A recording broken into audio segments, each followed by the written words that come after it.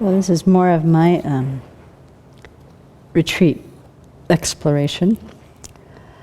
And I've been thinking about this story. Chargya Tulku, in his book on Gates to Buddhist Practice, it's a lovely book on the initial scope, practices. And he tells a story, you know these Tibetan stories, right? So he tells a story about a family of Tibetan sheep herders, and the whole family, you know, takes part in this. So in the cold of winter, it was the son's turn to go out and take care of the sheep. So he was out all day in the cold with the sheep, so the family is making dinner. And he's late coming back, and they know that he's cold and miserable, and so of course they're eating what? Mutton. But they save the biggest piece for him, and they keep it warm for him, and it's, you know, waiting for him when he comes in.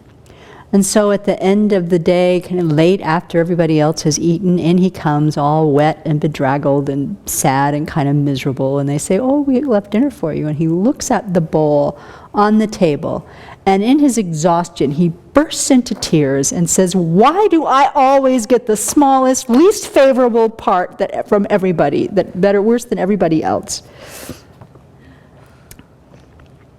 Well, does this mind sound familiar to you? This mind sounds familiar to me. It's a mind that I have. And so, what affliction do you think is behind that thinking? Oh, besides the self-centered thought. Jealousy. I think it's jealousy. I think it's jealousy. And it's sneaky jealousy. This is why I think it's one of the reasons, this is one of the things I've been really looking at this winter is, okay, so jealousy came up big, and it's that kind of mind. Why do I always get the least smallest portion sort of thinking? It's a comparing mind. But it's not like you hate the other people for having what they have. I just want it too. Right? So it doesn't sound like quite as bad as the jealousy that we study. But I've spent a lot of time thinking about it this winter, and it is. So things like, why does she get this and I don't? Why do other people get to go to travel and I have to stay here? Why do other people get to study for their monastic job, and my job doesn't have anything to do with study? They get to study the Dharma all day long, and that's just their job. That's not right. That kind of... Anybody have those kinds of thoughts ever? So this is the tricky part. So we learned that jealousy is derived from anger, right? That it's one of the subcategories that comes out of the root affliction of anger. But we get more of a hint from this when, in Meditation on Emptiness, jealousy is a disturbance of the mind from the depths that involves an inability to bear another's fortune. We know that part. This is the key to me. Due to being attached to goods and services. So the anger comes out of my attachment to wanting this experience, wanting this thing for myself. It involves hatred, which, you have to think about it before you're willing to admit that. And it has the function of causing discomfort of the mind. Yes. And not abiding in contact with happiness. Totally. So, we all know the antidote to jealousy is? Rejoicing. I've talked about this here before. I've done BBCs on this. We know it's jealousy. But first we have to identify it. And that is extremely tricky. So one of the things I was thinking about is, okay, so if I listen to my own self-talk, one tip-off is to hear, oh, they get to and I don't. That's like a dead giveaway. As soon as I have that thought, I should stop. Or, this was another thing, is that the always and never statements, And that's what's in this story. I always get the smallest portion. They always forget me. I'm always the last one to know. I never get to do those kinds of things. So I looked this up from a psychological point of view. Always and never statements are declarations containing the words always and never. They are commonly used, but rarely true. So they are frequently used by people when they are arguing in order to emphasize or illustrate the merits of their position. Right? So even we're arguing in our own mind, I never get to. Well, I'm creating the case for myself. They're exaggerations, and examples include things like, you never listen to me. I always give you what you want. My mother never loved me. How many times have we heard that? You always have to have the last word. I mean, they're so common, they're innocuous. But always and never in there is the key. And when we start having that in our mind to ourselves, then that can be another little bell, like, oops, oops, oops, always never. Always never. I think maybe jealousy is arising.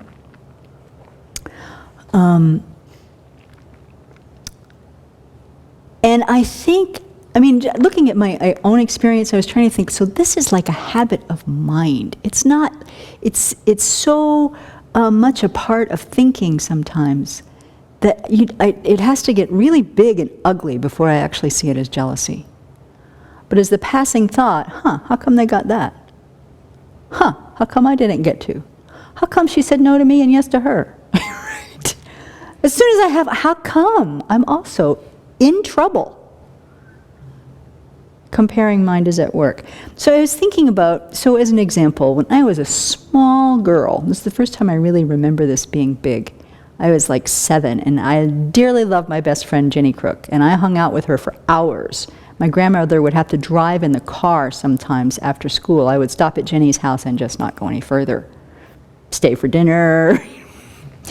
But Jenny had piano lessons once a week, and I wanted piano lessons so bad. Oh, I wanted to learn to play piano so bad. But we didn't have money. We didn't have a piano. We didn't have money for piano lessons. We didn't have stuff like that. So Jenny would have to go inside, play her little scales, and I would sit outside and listen to the lesson and try to learn from outside the window on the porch.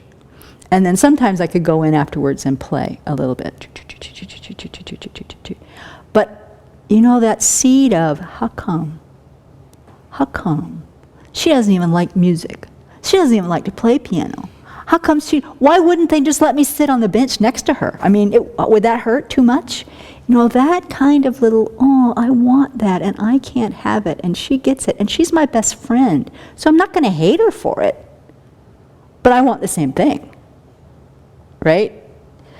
So, thinking about this, and then thinking about what are the antidotes to jealousy? How to start working with this sort of habit of comparing mind at a much more subtle level than I have been able to recognize was there. Rejoicing in somebody else's happiness you can't go there yet. You can get there, but you can't go there. So first you have to recognize it. And then secondly, as Venerable Children suggests too, but really thinking about what happiness do I already have? Maybe you did this in Sunday school, maybe you did this with New Age affirmations, maybe you did it in some psychology course, but this practice of counting your blessings every day actually is huge. It is huge. To really think through on a daily and maybe multiple times through the day, all the things that we have going for us, all the things that are good, all the things that have benefited for us, automatically puts us in a happier mind where we're not feeling a lack. Right? So even if I go back to the Jenny Crook story, I never took piano lessons. I did end up getting free band lessons from the school. I did grow up in a family where we sang going on car trips, we sang washing dishes, we harmonized together for my whole life that I lived at home. It was a totally musical family. Okay, my keyboard skills are kind of rudimentary. But did I lose out from not actually learning to play the piano? I mean, I had a very musical life. I can totally rejoice in this. I couldn't at 7. But, today I can actually look and see, well, the blessings were there. And I don't know what Jenny Crook is up to, but I doubt seriously she played the piano. She just didn't want to. Venerable's suggestions are then to really think about taking then that rejoicing, okay, this is what I have, and then begin to turn it to looking at what other people have in a single statement. No, isn't it great that Susan's excelling in sports? Simple. I don't have to say I rejoice. Just, it's so nice that she has that skill. Isn't it nice that this person is 65 years old and they're still so healthy and lithe? Right? Whatever our points of jealousy might be, we can just use it as a way of, noticing that comparing mind, and rather than saying, how come not me, go, oh, how nice for them. Simple, simple, simple. How nice for them that they get to go and do this. How nice for them that they were picked for this. How nice for them that somebody liked them. And don't leave on, and don't like me. Right? We leave off that part. So thinking about the disadvantages of jealousy, then I think once we've recognized it and begun to rejoice at our own happiness, then thinking about the disadvantages of jealousy actually can sink in. Then we can compare in our own mind. This comparing is useful comparing, where we say, oh yeah, when I think about all the things that I have going for myself, my mind is happy. When I think about all the things other people have that I don't have, my mind is unhappy. That's a disadvantage. When I see how unsettled I get, that's a disadvantage. And then when I go deeper and I think about all the negative karma I'm creating from having this kind of mind, that's a big disadvantage. And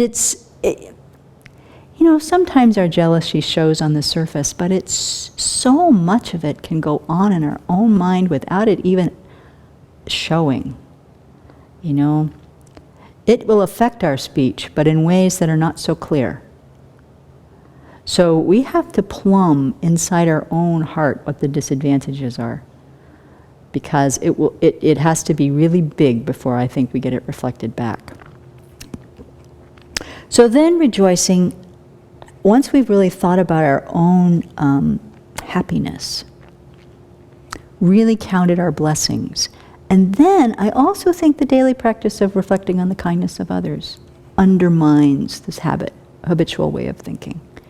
If we can cultivate the mind, and I have been I do this practice actually quite regularly, but for years and years and years and years and years, because the mind is so habituated towards going in a negative direction. When I slip off meditating on the kindness of others, it shows in my mind, and it takes me a while to see that.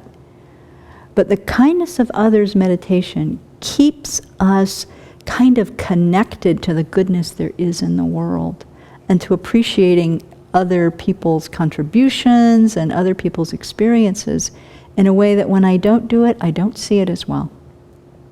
When I don't do it, I'm more inclined to compare myself to other people. So these two, I think, are really essential. Counting your blessings, rejoicing in the happiness that we already have, noticing what we already have, and then rejoicing in it, and then the kindness of others. Then, when that mind is kind of enriched with these appreciations and this level of content and happiness, then starting to rejoice in others' good qualities, others' happiness, others' merit, and so forth, is way, way easier. Way, way, way easier. So as Venerable says, rejoicing is important because when we rejoice, we increase the good karma. Even we didn't do the action, by rejoicing in others' good actions, we create merit, and that makes our mind happy.